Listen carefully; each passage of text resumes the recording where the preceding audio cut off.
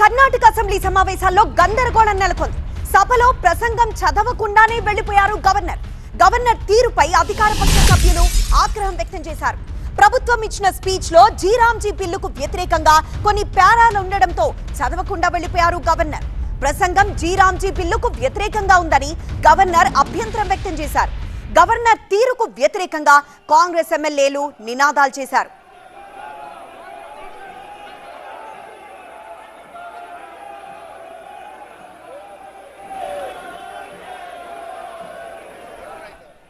ఉపాధి హామీ పథకానికి మహాత్మా గాంధీ పేరు తీసేయడంపై కాంగ్రెస్ పార్టీ ఆందోళనలు కొనసాగిస్తోంది.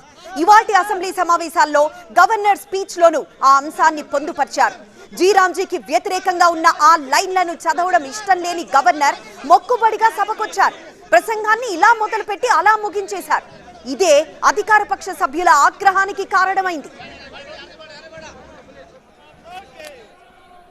ఇవాళ విధాన సౌధకొచ్చినప్పుడు గవర్నర్ ని అధికార పక్ష నేతలు సాదరంగా ఆహ్వానించారు.